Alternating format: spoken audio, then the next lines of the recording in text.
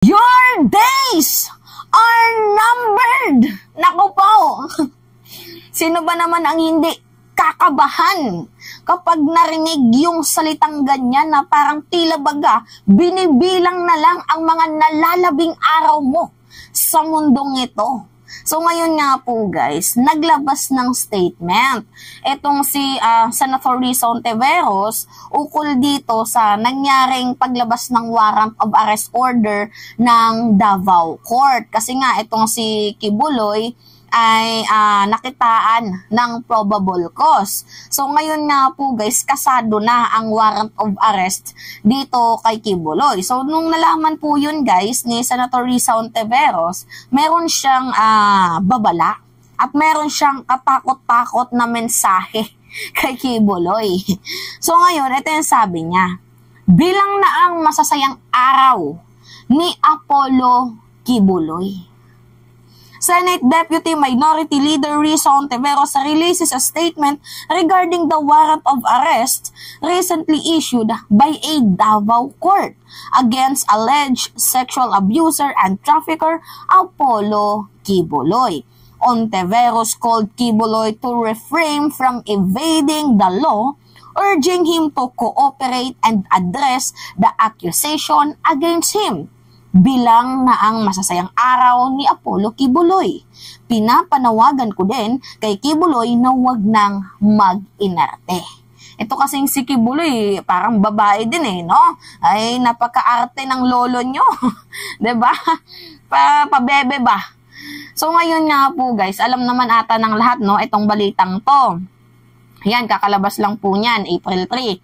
Kibuloy ordered arrest by Davao Court. So naglabas na nga po guys ng arrest warrant itong korte ng Davao para dito kay Kibuloy sa kasong child abuse at pangmamaltrato. Anyway, tatlo na po guys ang nakapatong na korona dito kay Kibuloy. Tatlong warrant na yan guys. Warrant sa Senado, warrant dito sa Kamara, warrant din dito sa Davao. Hindi pa dyan kasali guys yung warrant ng Amerika at warrant ng Pasig. Well, itong sa Amerika at Pasig, yan po guys yung medyo malalim-lalim. Kasi yung sa Pasig guys, non-bailable, qualified human trafficking. So, hindi po siya pwedeng magpiyansa. Yung dito sa Davao, more or less, mga 300,000 lang ang kanyang gagastusin and then laya agad siya. Actually, itong itong arrest order na to, nung March 14 pa to.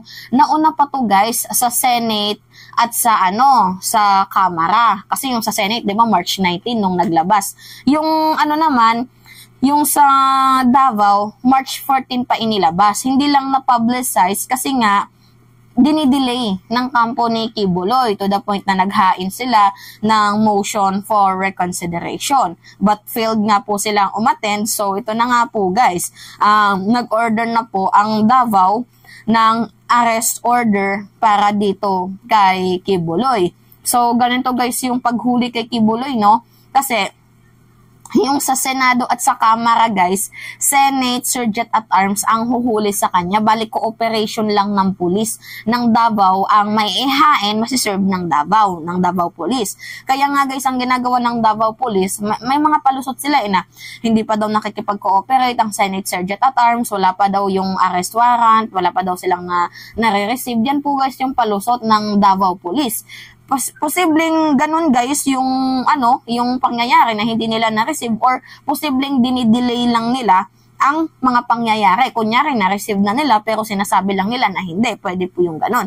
Or wala talagang kinikilos or walang gawa, hakbangin itong Senate Surgeon at Arms kasi alam nyo na, ang Senate Surgeon at Arms ngayon ay kabahagi, 'di ba, ng mga malapit dito sa mga Duterte kasi nga guys, si Bato ang pumili dito. Si Bato yung nagnomina dito sa ating Surgeon at Arms. Now, ngayon yung sa Davao Police guys, wala po silang kawala. Kasi, 'di ba, Davao Court ang magse-serve po guys ng warrant of arrest yung PNP ng Davao. After nilang i-serve ng warrant of arrest, babasahan ng tama ba ako, Miranda rights? Basta yung rights ni Kibuloy and after nun, aresto agad siya. Huli agad siya. So ito na nga guys, no?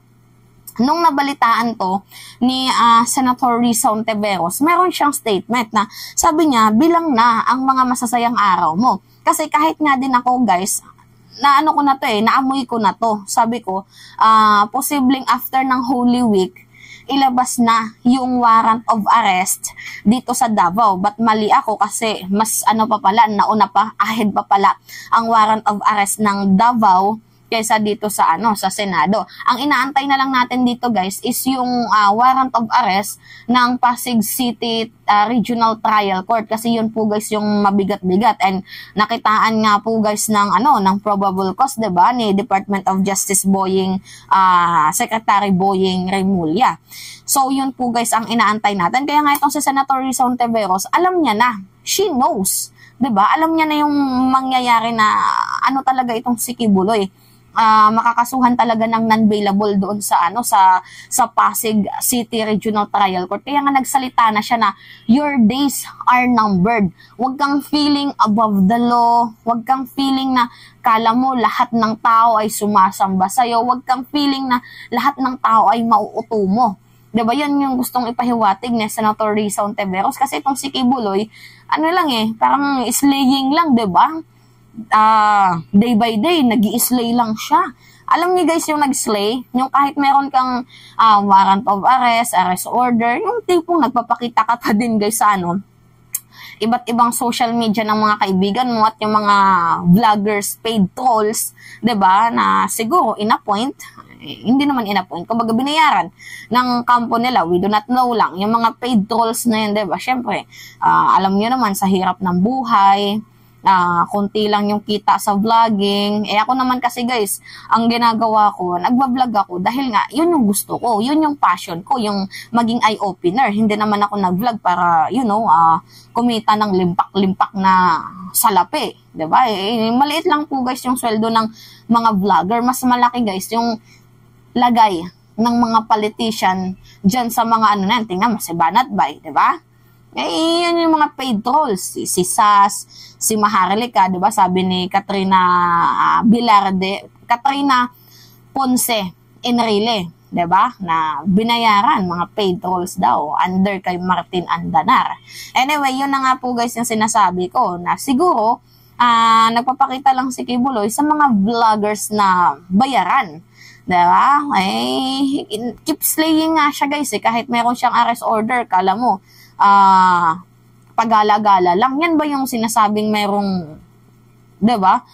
Banta sa kanyang buhay, may death threat pero pagala-gala lang. Maniwala kayo. Totoo, sa tingin niyo totoo 'yun, guys, na may banta daw sa kanyang buhay pero pagala-gala, 'di ba? So ngayon nga, guys, magkakaroon kaya ng bayag ang PNP Davao Police para arestuhin at iserve ng warrant itong si Kibuloy. Kasi baluarte nila yan 'di ba? So, no wonder kung bakit matagal yung pag-aresto dito kay Kibuloy kasi nga, baluarte niya yan. And alam niyo naman yung nagagawa ng pera. Now, itong si Senator Risa Hontiveros, saludo pa din ako guys kasi kahit na dinidelay nila, nandito pa din yung paglaban, 'di ba, ni Senator Risa Hontiveros laban dito sa mga taong mga masasama. So, slay lang, Senator Risa Hontiveros. Nandito kami, back up kami.